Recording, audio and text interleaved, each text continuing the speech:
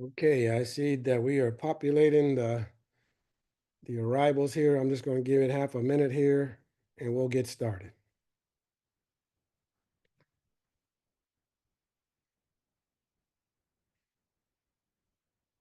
Okay, we'll be respectful of time and get started. Well, good evening, everyone. Hey, it's my pleasure to be the person to introduce our speaker this evening, Lieutenant Commander Marlon Terrell. Um, Marlon has been a mentee of mine for quite a while. He's a 2002 graduate of the U.S. Naval Academy, originating from Texas, born in Abilene and educated in Richardson, Texas. His degree is in systems engineering from the Naval Academy class of 2002. Um, while a midshipman at the Academy, Marlon was a three-time letter for the famous Navy football team as a running back. He was a member of the National Society of Black Engineers and the Midshipman Black Studies Club, two groups that we try to get most midshipmen to be a part of. Upon graduation, he's a nuclear power submarine trained officer, and his first boat was a USS Rhode Island, a ballistic missile submarine, SSBN 740. He obtained every qualification that you're supposed to obtain as a first tour junior officer on your first boat.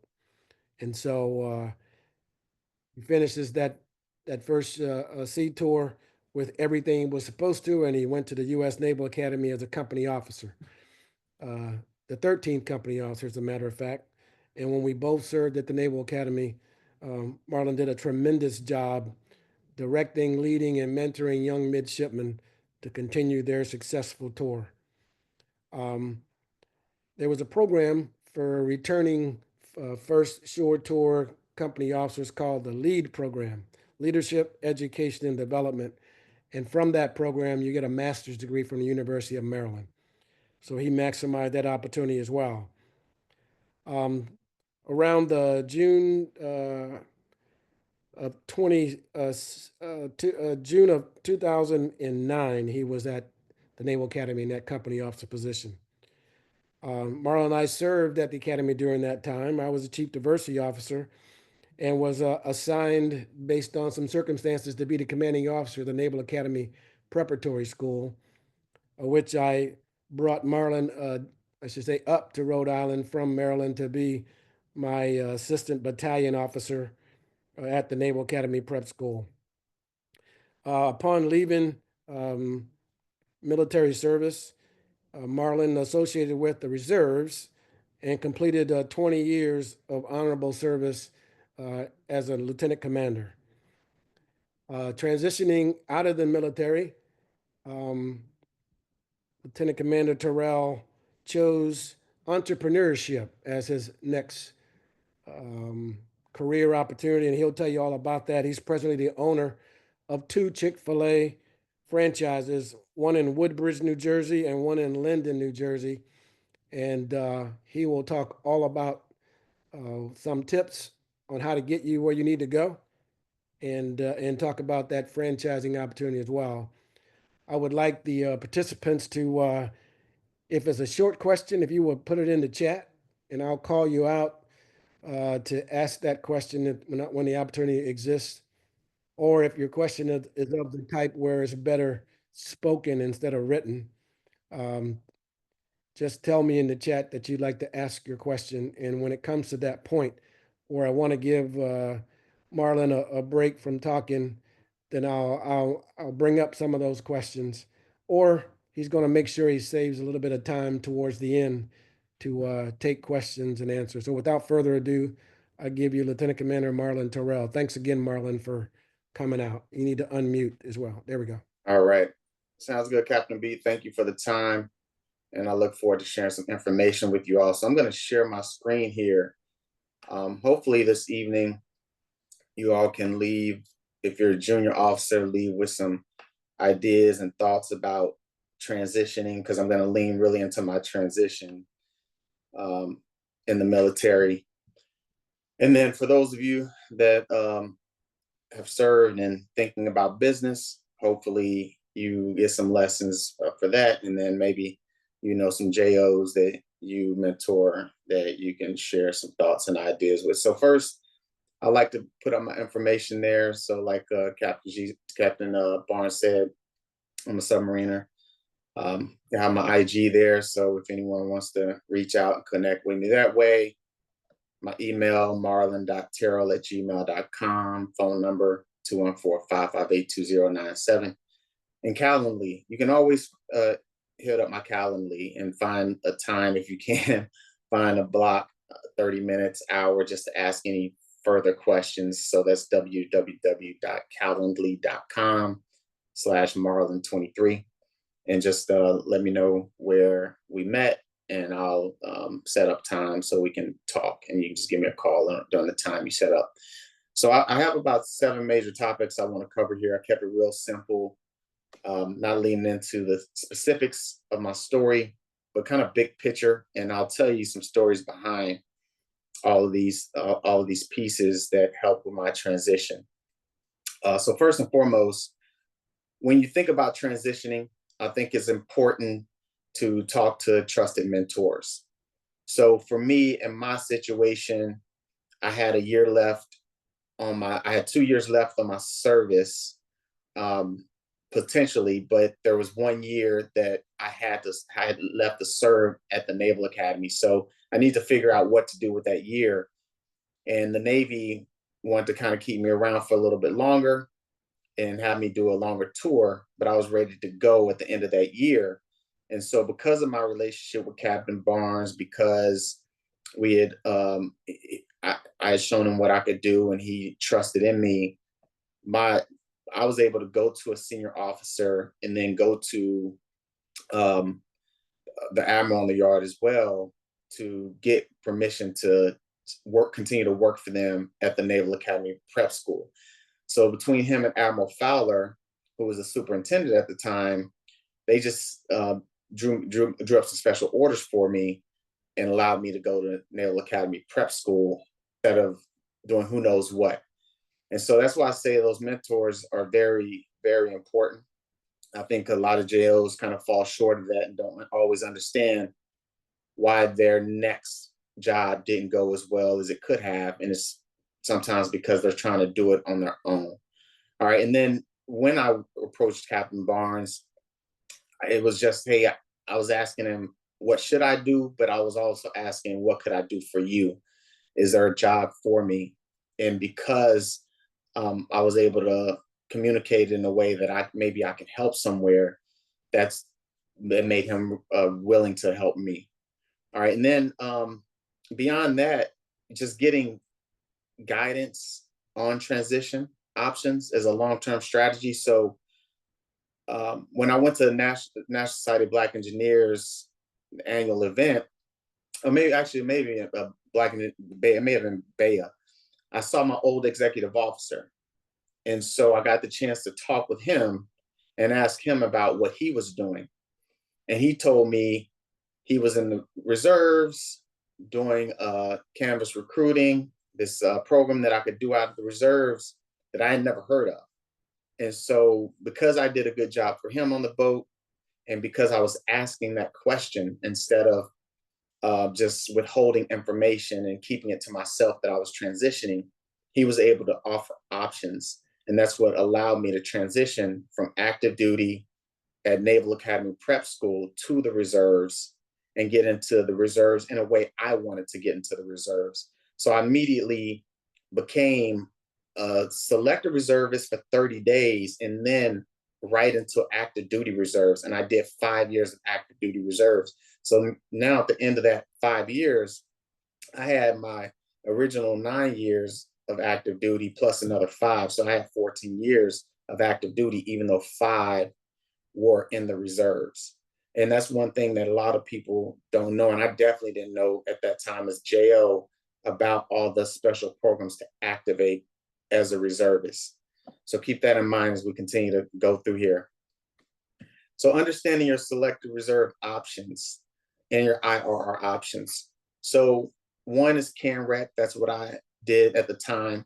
But also know that you have a blue and gold officer in the IRR that you can get points for and continue to get your time. It's so easy to transition out and say, I'm completely done. IRR is going to happen anyway. You're probably a person that wants to serve the community in some way. The easiest way to serve the community is becoming a blue and gold officer. And guess what? You can put in your points by being a blue and gold officer to continue to get your time if you're going to serve the community anyway.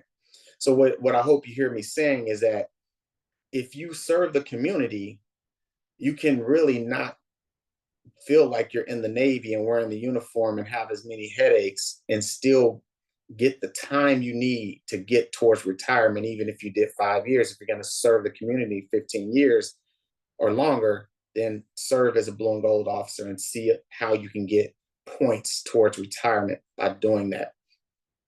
CANREC side, that was recruiting. That's what I did. Had a great time. And then there are other active reserve opportunities. So make sure you are asking people that are in selected reserves what options are out there to activate. Because what you can do is you can find jobs and opportunities that really align with what you want to do next, that you didn't even know existed. But you have to ask those questions. There are a lot of great opportunities out there. So make sure you ask the questions. And I would advise you not be in such a rush to get out. And I was kind of in the rush to get out myself, but it was me asking questions. And I found out that, wait, there's another option for me that keeps me in. I'm so glad that I stayed in to get to retirement. All right. Your peer networks is definitely a good place to start when it comes to selective reserve. There's a paid reservist, there's non-paid reserves. So I feel like I did it all. I transitioned out of active duty, went 30 days paid selective reserve. I spent 5 years as a active duty reservist. Then I came back for about, I guess it was like 5 years as a paid selective reservist. And then my last year, I was a non-paid selective reservist. So I still had the drill, but I did get paid for it. And that helped me get over the line to get to retirement. So I was able to do it my way. And this whole time, I'm asking those important questions and looking for my next opportunity. So I'm asking about business school. Should I go to business school if I want to own my own business? Are there opportunities to continue to be in the select reserves while using my post 9/11 in business school or medical school? What type of leadership opportunities are there that can fast track me? Maybe at the time I wanted to be a principal. So I found some things in education that I could have gone into that would have fast tracked me to becoming a principal. But you have to ask the questions instead of being so eager to run away from this time in the service, and you'll be able to shape that future the way you want to. With entrepreneurship, the way I look at it is, if you want to be an entrepreneur, business school can offer some great opportunities, obviously, because you're going to be with some great peers, Harvard Business School, Kellogg, all those great schools that you can go to that may be starting their own business. But you can also just go for it. And so I took the path of just going for it and figuring it out on my own. Another thing I'll tell you is, don't forget what you learn in the military. I think a lot of times junior officers, especially, kind of run out too fast, frustrated by the process, the system. But I mean, this is one of the most efficient, well-led organizations in the world, the United States Navy. So think back to those great leadership habits. Hopefully you at least have a pen and pad that you keep with you, jotting down those great officers, those officers that weren't so great, some of the tools that they use in their leadership tool belt, how they thought about systems, how they thought about war fighting, how they thought about leaving. These are all great tools that you want to keep in your tool belt when you go to the next level. And don't just let that frustration kind of push you out and you just leave it all behind, and don't draw back on those memories and those experiences that help you get to where you're trying to go to. LinkedIn. So LinkedIn is very important to use. And I think these days, when you have something like ChatGPT, you can really take advantage of the things that you did in the Navy, probably drop it into ChatGPT, Perplexity, Copilot, whatever, Gemini, and get it to create a resume for you that connects directly to a type of job opportunity that you are looking for. When I did reserve recruiting, one thing I did not expect was to go to a sales school. They sent me down to Pensacola for 3 weeks, and I got marketing and sales training that most people that do 4 years of business marketing bachelor's probably don't get. And so that opportunity, when I went from an opportunity to become a Chick-fil-A operator, one of the questions they asked me was, how are you going to grow a new market? And I was able to run down every type of marketing strategy you can think of, because I learned it. I learned sales and marketing from one of the best schools in the world, through the Navy. And so when you think about all this training that you had, it directly connects to some of the future opportunities. Not only that, with my LinkedIn being updated and showing like the sales skills I had peers of mine that were engineers that were telling me about opportunities for engineering companies to get into sales. So, for example, Rolls-Royce. When you think about Rolls-Royce, you think about the car. Who wants to sell a Rolls-Royce car? Well, I don't, right? But when you have a friend, a fellow nuke, or a fellow engineer that reaches out to you and they say, hey, man, you can sell Rolls-Royce engines, because a lot of these planes, they have Rolls-Royce engines. And so now, because of my sales background, then my engineering background, both being a systems engineer and being nuclear power, I was able to put those two together and find out about opportunities that I didn't know existed out there. And so make sure you're keeping that up, and make sure you're sharing like your journey and ideas with people. Don't be so secretive about your next steps that you miss out on someone else feeding pretty much feeding you an opportunity or a position that's out there.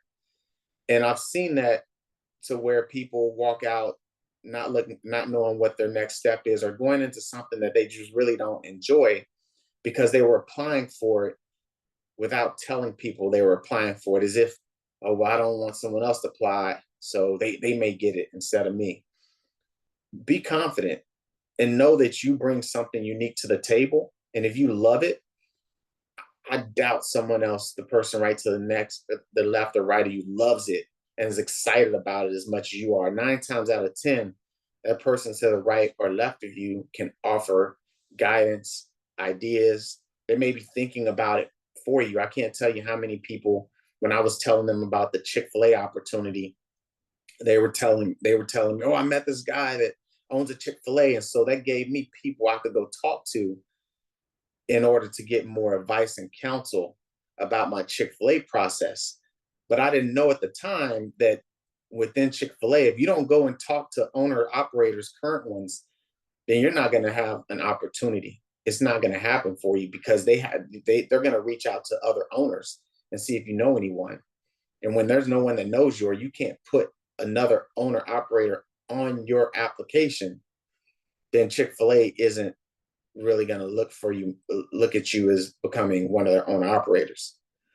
And so me updating LinkedIn, me sharing my story with my peers and other people are two of the biggest things that helped me when I transitioned to become an owner operator. All right, so let's get into what I didn't know. So we only got a couple more slides here. So the first thing is investing. So I was always a saver. I bought real estate, the thing you get from everyone, but I never really learned the importance and value of investing. And for young JOs, especially today, with Robinhood, invest, invest, invest. You don't have to use Robinhood. I don't use Robinhood. I use Charles Schwab, but Robinhood, the changes that they made allows for more people that they made in the industry or created in the industry allows for more people to invest. When I was a JO, if I wanted to buy Microsoft, let's say Microsoft was $50 at the time, to buy that one $50 share would have cost me $10. So I'm down 20% from the start. So it just doesn't feel like a good investment. Well, now that share of Microsoft, even though it's $500 today, just about, but that one share of Microsoft now doesn't cost me anything. And so that's really opened it up for retail investors. And even knowing what I know now and how much it costs, I still would have invested more of my money instead of just saving it. And so I really encourage you to learn how to be an investor. And then when I say investor, an investor in the stock market, learn how to invest smartly. And I think that's important for especially entrepreneur-minded people, because entrepreneur-minded people really want to own and control their future in a unique way. Financial advisors, they're probably not going to give you all of the financial advisors are great. I love them, big fan of them, friends that do it. But a lot of times their job and purpose is to help you keep your money, and they don't want you to and they have to make money for the company and themselves, right?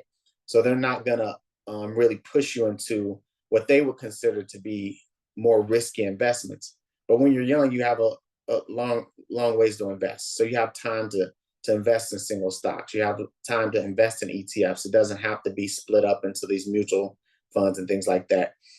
And then and I didn't really just understand businesses in general the way I do now. And so like I'm really consider myself more of an investor now than I am an operator. My restaurants operate well. Now I get to buy a lot of real estate.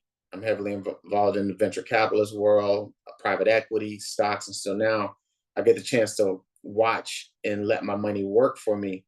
And the reason I can do that is because not only have I asked a lot of questions and used a lot of those same tools by asking friends and peers that I still have relationships with, but Robert Kiyosaki has a great book called The Cash Flow Quadrants, and that helped change my mindset about investing and what that really means, when all I really knew was business, real estate. And so now understanding more of the ways in which you can invest has really helped me scale a lot faster. The last thing I didn't know was with the direction to go. Franchisor, I actually thought about building a business. And so now I know, like, hey, my first business was a small business. I started a leadership business I was trying. But in hindsight, franchise obviously worked for me. But there are a lot more franchise options that aren't costly, just like Chick-fil-A. But not only that, buying a business. That's another thing I would do if I could do it all over again. I would at least research that. I would contact, just like you contact a real estate broker, you can contact a business broker. And that business broker, if you can find one that's good, that you can trust, they'll be able to present opportunities to you. Maybe businesses that are, 300,000, 400,000. That sounds like a lot of money, but when you really look at the bank requirements, they may say, well, you only need 20% down or 10% down. And so while even 40,000 sounds like a lot, when you start deciding to bet on yourself and you look and say, well, man, I have this money in my TSP, I have this money I saved, or I bought this real estate 10 years ago and now I have $200,000 in equity. Maybe I should take 40,000 of that equity, put it down, get this $400,000 business. This person couldn't scale that business because they weren't a service disabled veteran owned small business that can get special deals and things like that. And so you can actually really scale a business and bring a unique flavor to a business to bring in more revenue when you buy a business. So that's another thing that I've been looking more into these days. But the investment world is a lot easier because you just get the chance to transfer money. So then the final tip, file your disability claim. File it, file it, file it. My mother, my uncle, they kept getting on me about this. I finally did it when I retired. As a reservist, you can file it earlier, but I finally did it when I retired. And so I was able to get some benefits for my children and money just to help pay bills, to help cover property taxes, things like that. And so I don't care if you get $100 a month or $4,000 or $5,000 a month, you need to file it. And don't hesitate to share with your peers to file it, and because they're going to give you other ideas and thoughts. Oh, you should talk to this person or that person, because what you don't want to do is get to your 50s and 60s. I'm 46 now. Hips don't move the same, right? I played football. It's all those little ailments. You need the extra little dollars to get those massages and things that you need just to keep your body moving the same way, and pay for a trainer or whatever it is to get yourself back fit. And so that's all I have for you guys. And I think I'll go ahead and stop sharing, and then we can get to some questions here. Outstanding. Hey, Marlon, thanks for those comments. Yeah. I'm going to start the round of questions myself here. And I'm going to go back to your tip number 4. Don't forget what you learned.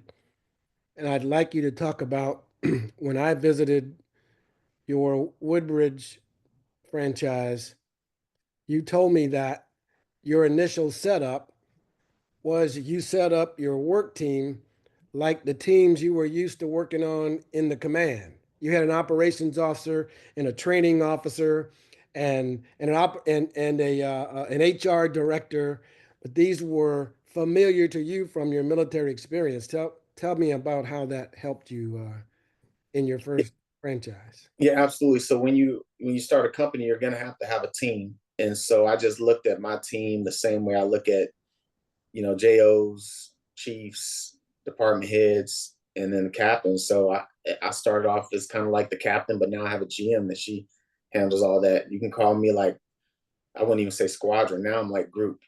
and so and then I have my squadron leader. She runs both my restaurants, and then I have my COs at each restaurant. And so, and they have a team. They have these department heads essentially. They're called team leaders. They have about 3 that run shifts in the front, 3 or 4 that run shifts in the kitchen. And then there you have all your team members, and those team members, they have a higher level leadership. And the way we do it at our restaurant, we color code them. So just like you do in the military, you have to take a test. If you want to promote, you have to have been there a certain time, like time and rate, to take that test. If you want to be on the drive-through team, which is where the best team members are, then you have to show us and do a board essentially, and then you get your new rank. And your rank is basically a different color shirt, and you take a lot of pride in that shirt, and you get a pay bump with that. And that's just the leadership part. But one of the things that in our business, if you have a business that has a lot of machinery, don't forget we did preventative maintenance. I mean, and the nukes were the worst for preventative maintenance. I couldn't stand observing the officer, observing the chief that's observing the the enlisted operating machinery, just to see how well we're doing, if we're following all the right procedures. Well, now my team, you go in the back in that kitchen, they're taking machines apart, cleaning them, fixing them. And so we don't pay as much because we have a strong preventative maintenance program.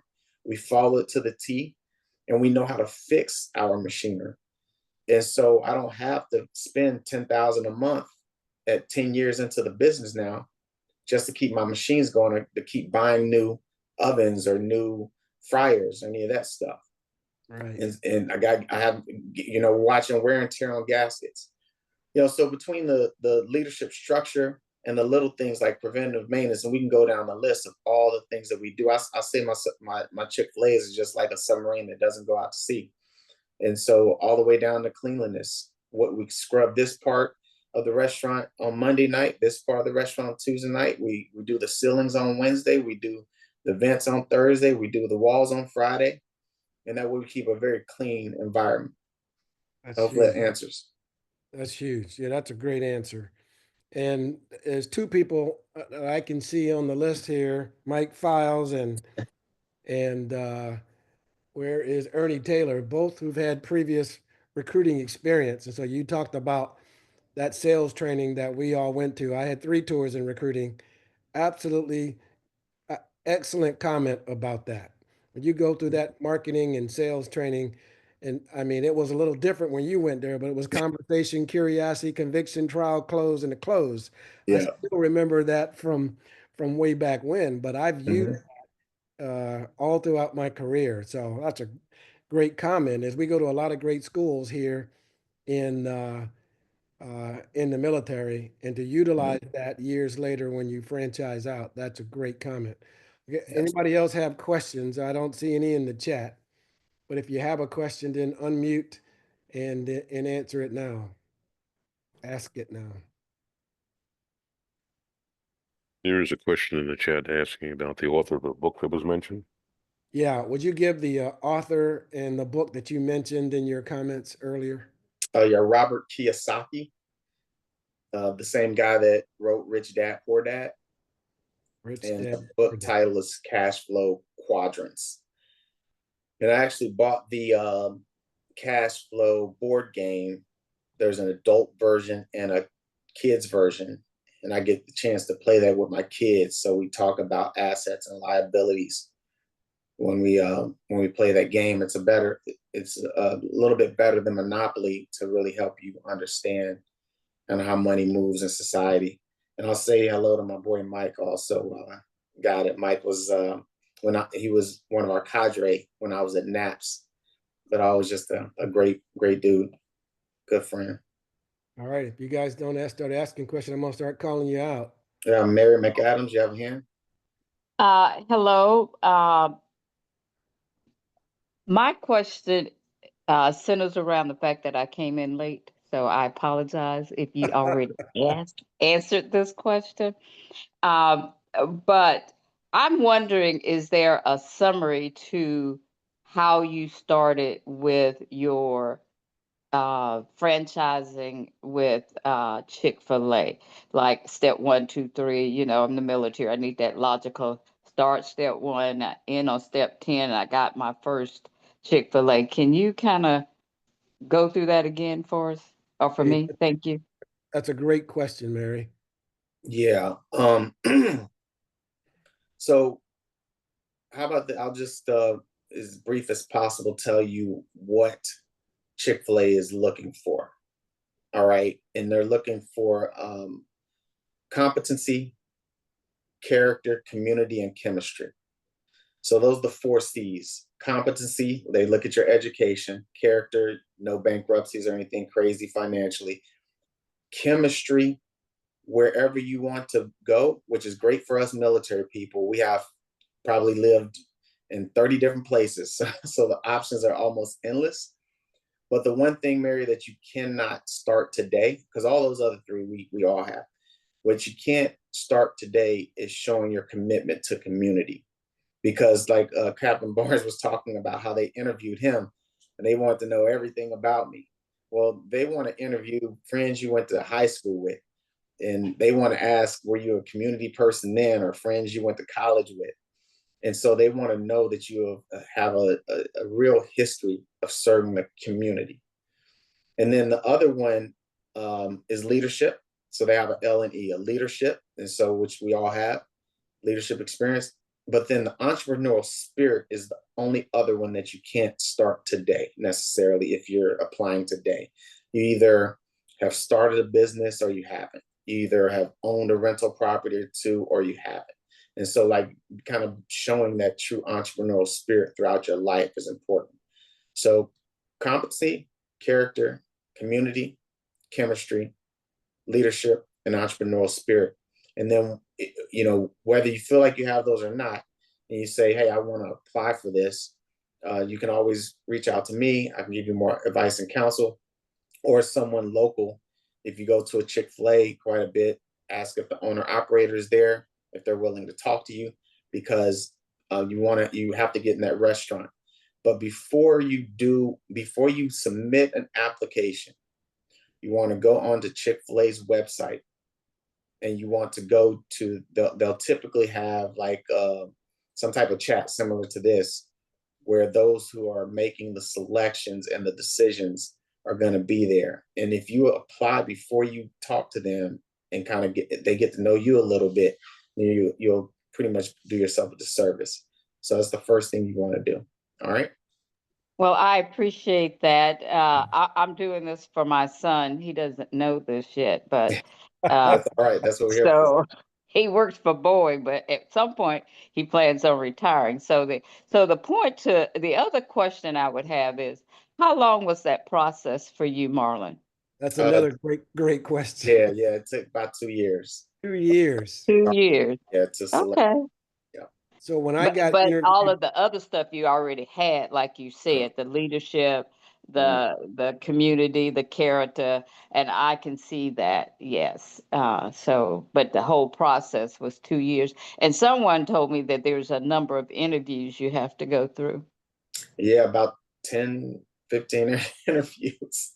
There's a lot of interviews throughout those 2 years. Every month or every 6 weeks, you're interviewing with another person or two or three. but Yes, that's one good. lasts about 2 hours, and then there's interviews with people that they interview that you worked for. Okay.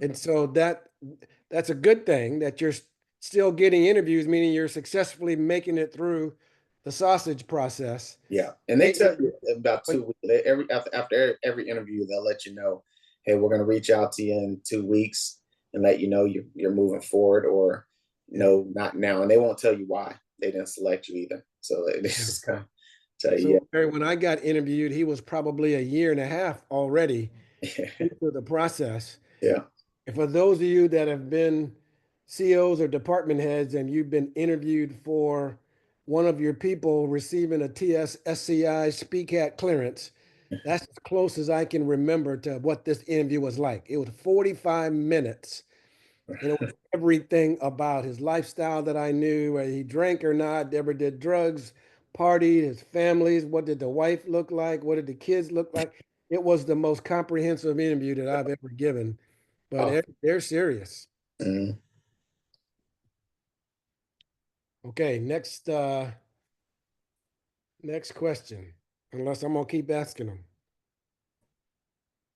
Okay, my next question is, Marlon, tell us about how much help you got from Chick-fil-A, both financially and any other training wise, before you stepped into your first business. Yeah. So I'm sure plenty of people, you heard me talk about, buying a business, and if you looked into franchises, you think about how expensive they are, and you're like, I'm not going to get a loan for that or what have you. But Chick-fil-A is $10,000 out of pocket, and that is 100% all you're coming out of pocket. The only thing you come out of pocket beyond then, like me personally, I'm not an employee. So when I was living in Maryland and they said, hey, we got an opportunity for you in New Jersey, and I said, okay, I'll go to New Jersey, then there wasn't anything to move me. And so, you didn't have the military coming in there and packing everything up. So you had to pay to move that house. Okay. But it really is just $10,000 out of pocket to get into the business.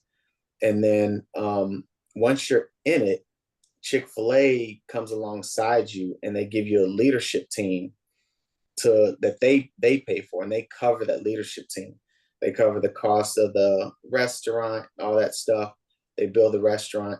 They come alongside you. They give you a leadership team, and when you open they give you 3 weeks of training before you get to opening. So you got to go down to Atlanta. So like if let's say you were getting out of the military in December and you had training in January, that means that your restaurant probably is opening around March, April timeframe. So about 3 months before your restaurant opens. So you're not really having any income at that time. So they give you training, then they come alongside you, and they'll send about 20 people out to your restaurant the first week it opens. Typically opens on a Wednesday or Thursday. They'll send about 20 people out. Week 2, it's 10 people. Week 3, it's 2 or 3 people. And then they are gone. And that's it. And so you learned as much as you could, and they leave it to you to figure it out after that. And so turnover is high in our business. And so you may be looking 3 weeks down the road and you don't have any of those people that were trained by the 20 people that were there the first week. And so it's just kind of you and the 4 walls, and you're trying to figure this thing out. So Captain Barnes knows my mom really well. And so she was in there on the fries. My wife was right alongside me being my training director. Yeah. And, and my mom was doing HR. So I had a cousin working for me doing my truck. I was on the window. And so early on, even though you get that really good base support, that fades really quickly, and you just kind of have to figure it out from there. Thankfully, we're a business that, everyone loves the food, so you get the employees, but it really, in the early days, you're really just trying to figure this thing out. And if you've gone into a new Chick-fil-A, you understand what I'm saying. Like, why is it so crazy in here? And that's why. It's not just because it's so many people. It's because the operator really just hasn't figured out how to operate the restaurant yet, because it takes a long time. It takes about 6 months to a year to get anywhere close. Yeah. All right. Great answer. All right. There's some names I don't recognize here. I'm going to call you out. So I have a question, Marlon. Okay. Why Chick-fil-A and not or the restaurant business vice something else? What was the draw there? Good question. Yeah. So when I was looking, I just couldn't afford anything. And it goes back to what I said before. I was just talking to a friend of mine about wanting to start a business at a wedding. And she said, well, Dre, a friend of ours, is applying for Chick-fil-A. And I was like, oh man, well, how did you come up with the money? And he goes, oh, it's only $5,000. At the time, it was only $5,000. Now it's 10. And so I was like, oh wow, like that's something I can afford. And I knew I wanted to get into franchising. I looked at a couple other ones. And the crazy part about it is I worked at Chick-fil-A in high school, but it didn't dawn on me like that this was something that I could do or afford. I told my mom back then, like I was going to do this one day, but the way as busy as Chick-fil-A was, I was like, yeah, if I can't afford a McDonald's, I definitely can't afford a Chick-fil-A.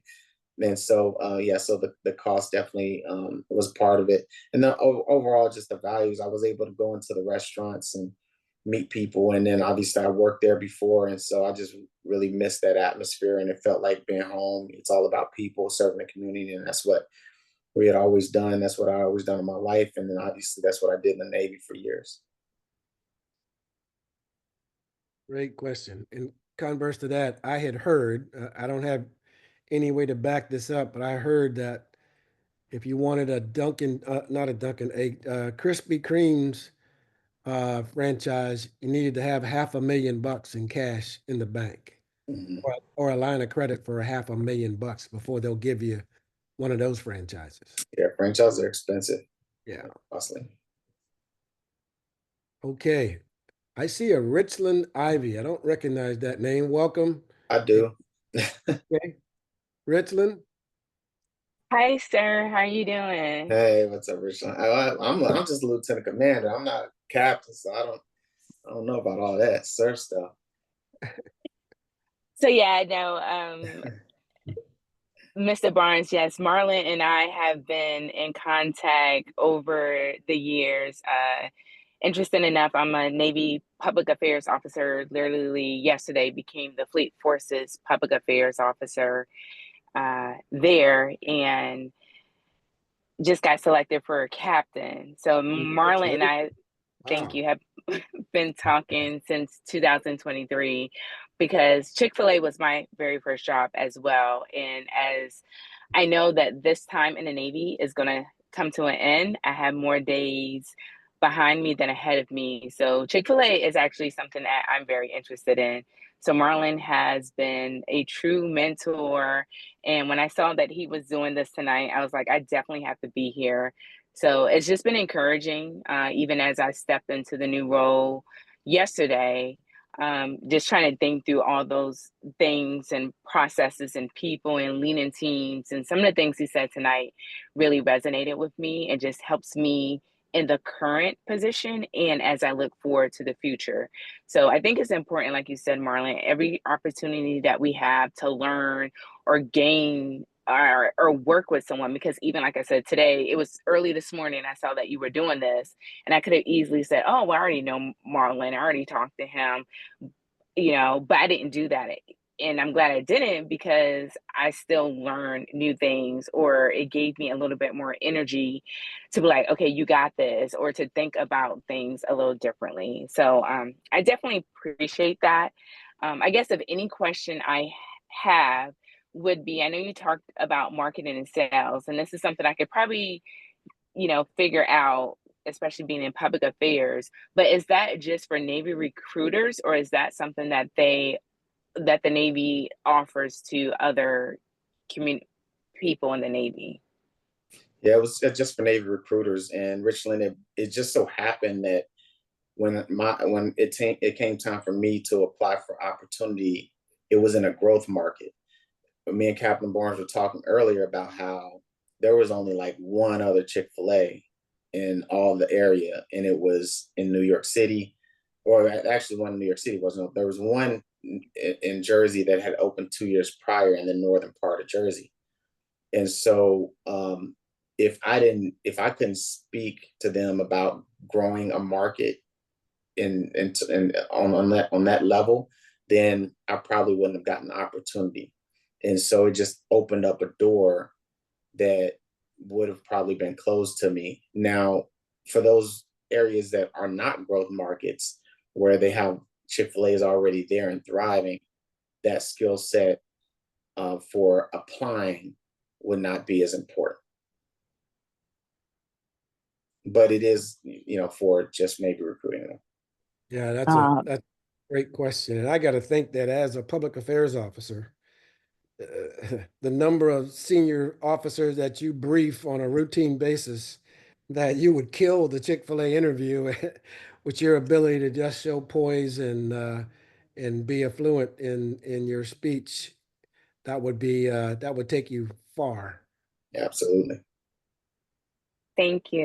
Yes, sir. I'm continuing to learn. So Marlon knows I'm always like thinking through things, trying to like just build that portfolio. So this, like I said, again, definitely helps. And I will tell the team, it's one of those things where you have to constantly ask questions, never get too overly confident, just because like, oh, you're in a leadership role or you do this, that you're going to be a shoo-in. It's always something that you can gain and learn.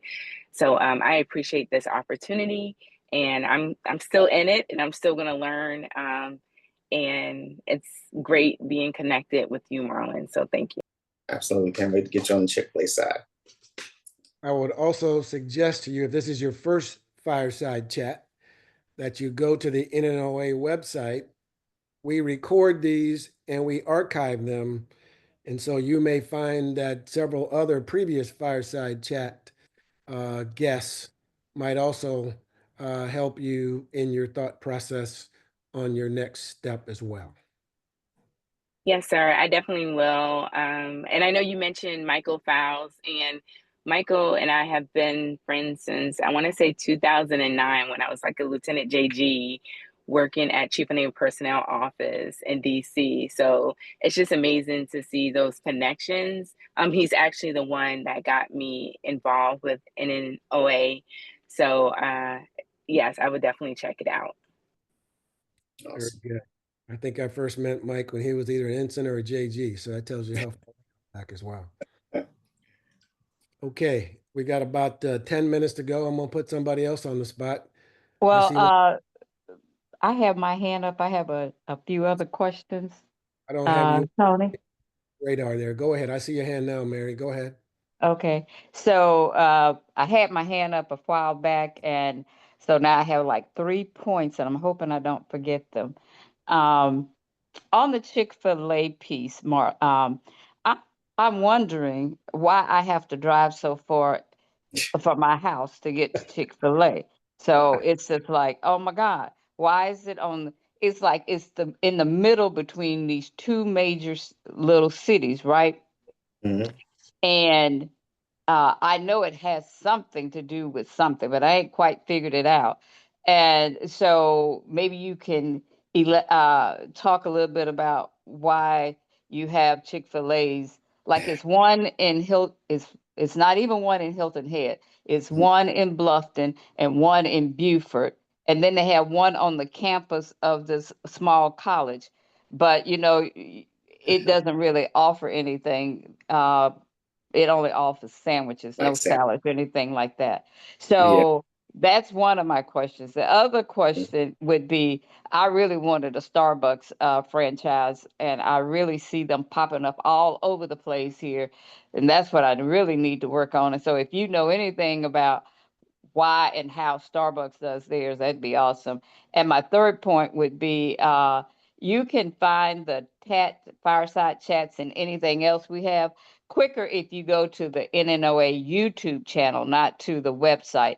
If you go to just put in NNOA YouTube and then /TAT or /careers, and then you're going to find a lot of the chats that we have or workshops that we've done out there. But Very good. back to why I have to drive 5-10 miles to get to my Chick-fil-A. I There, you actually got to got come up here to Bowie, Maryland. There's like 6 within 3 miles of my house. See what I'm talking yeah. about? Yeah. I think it has something to do with the culture. I'm not gonna call what this culture is down here in Hilton Head and Bluffton, but it's something. Because I got to drive a good little piece. I got to I got to go around and get on like a little interstate to get to where I want to go. Yeah, well, I actually have an answer for you. So, Starbucks is corporate owned, not franchise owned, and Mm. so they just do what they need to do, and so you can't really get into them the same way unless you buy a big group like Magic Johnson did, right? With an investment group. Chick-fil-A, they only want to build. They just upped it to 170, about 170 restaurants a year. And the reason they want to do that is because one, they don't want to use debt. Chick-fil-A is completely out of debt. They want to keep it that way. They want to climb with care and confidence. And so they don't want to oversaturate, especially being a franchise business. They know it's important to be a good partner to us so we can maximize the number of people and the number of customers that we can touch so we can do well in the business and keep caring for the business. But if we start putting them down into too many places, and one of the downsides there is that they like for us to have one, maybe two restaurants. And so if they put more, then they would have to figure out how to get us involved with a third restaurant, things like that. And then it may not be the volume of people to give the sales volume that helps us make the money that keeps us happy in the business. Okay, Marlon, and you don't mind us wrapping around that store 2 and 3 times. Well, yeah, Wait that does for happen, wait especially for our in the little summertime. person to come and say, "Can I help you right now?" Yeah, I know. And you just want to smile and say, "Well, you know, I've been out here for a minute trying to get my Yeah, food." I'm just right. Yeah, I joking, get but it. I yeah, get and I do appreciate the fact that you all redid your parking lots. Yeah. So you do have that ability to go around more than Mhm. one time and not feel like somebody's come back out into your car. Yeah, So absolutely. We yeah, have a that Raven was fan. a good thing. Yeah, Whoever came up with that. yeah, you're a Raven fan. I appreciate your care for the business. That's great. Oh, you just don't know. I had to give you up for a minute there. I hear you. I should have bought stock in Chick-fil-A a long time ago. I think my daughter eats there at least 3 times a week.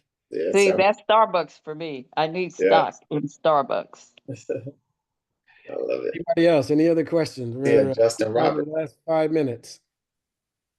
Justin Roberts.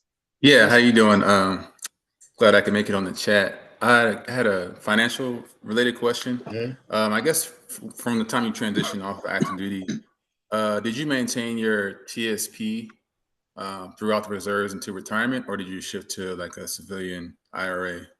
Yeah, so I never really did get into TSP because I was so heavy into real estate. So I didn't want to spend any dollars for tomorrow going into TSP. I put all my money into buying more properties. So like when I was walking out, I think I probably had like 6 or 7 properties. So I was investing for tomorrow in just a different way. But that's the only reason why. So I don't think there's a bad thing for TSP. I just can't speak on it because the TSP started, I believe it was around 2012 or something. I think I was probably 10 years in when TSP they even started talking about it. So it just never was that important to me. I was doing the Roth IRA early on. And then I kind of shifted away from that. But then once I got my business, I got into a 401k plan for my company. Got it. Awesome. Thank you for that. Yeah. Hey, Marlon, I have a question if you don't mind. I need to ask you. I noticed that Chick-fil-A is open 6 days a week, but their prices are, I guess, constructed to where they're making money even when they actually close. Because the prices are very, very robust. You know what I'm talking about. Two people cannot eat for less than $20. Yeah. So how is that possible? You know, I mean, most places open 7 days a week or whatever, but and their profits or their sales sort of divide over 7 days. But you open 6 days, but are you using 6 days a week or 7 days when you start keeping your books? Explain that to me. Yeah, well, I mean, the thing of first and foremost, we live by the tagline, hey, food is essential to life, so you might as well make it good, right? And so I don't think anyone has ever tasted a chicken sandwich anywhere close to Chick-fil-A. So you don't look for a chicken sandwich, you want Chick-fil-A. And so, that need drives everything for us. And the cost actually isn't that bad. If you went up the street to get a chicken sandwich from McDonald's, they're probably more expensive. So our chicken sandwich itself isn't as expensive. When you get to the side items, the nuggets, salad, the soda, all that other stuff is. But what draws you in is the chicken sandwich, and it's actually an affordable option. But it's really the sheer volume of people. It's the great food. And then what we try to do is be locally owned and operated. So we care for our communities. People get to know us. And I think it just becomes a safe haven for people to come with their friends and families and enjoy, especially people that, to your point about the cost, people that may not be able to go to a TGI Fridays on a Friday night, but they want a night out, and they'll spend a little bit of a higher price. They'll come over to Chick-fil-A. Well, they're highly efficient in the operations. So I must commend them on that. Thank you. I appreciate that. So we're out of time, and to being respectful of people's time, I'm going to end it here on time. However, if Marlon's willing to hang around for a few minutes afterwards, if you have a question you didn't get in, we have what we call the after party, but we're going to have Mike in the recording here on time, and then we'll end it. But Marlon, before we end, I want to say thank you again. I appreciate you making the time. I know that we've tried to arrange this earlier in the year, etc. And I know you had a field trip with your daughter today, and so I thank you for making this happen. And we really appreciate your comments and your down to earth, straightforward way of thinking about things. So, Mike, you can go ahead and let I'll give Marlon the last word. Yeah, absolutely, Captain B. Thanks for your time. And then I'll just kind of lean into one of the things that Justin asked, because I know we didn't talk too much about the finance and investing stuff. Yeah, I think it's something that it's really important. So whether JOs or sharing with JOs, investing for tomorrow, there's so many unique strategies. There are so many great podcasts. I happen to listen to a podcast called The Compound, a podcast called Market Mondays, that help you think through investing. And I just really encourage, I think that's one thing that people of color especially just have left out of their portfolios. We have it in our retirement accounts, but we don't make a commitment to investing in it. And the only thing I'll leave with you there is, if you are thinking about being an entrepreneur or starting a business, why would you think that your business has a better chance of succeeding than the best companies in the world, like Apple, Microsoft, Amazon, or Google, or NVIDIA? So start there. Start with the S&P. We have a president that we've seen that will do whatever he can. All the mistakes and missteps he makes, he'll come back and back off once that market starts to go down too far. So this is a capitalist society, and we have to take full advantage of it so we can continue to serve our people the way we want to and need to. Excellent.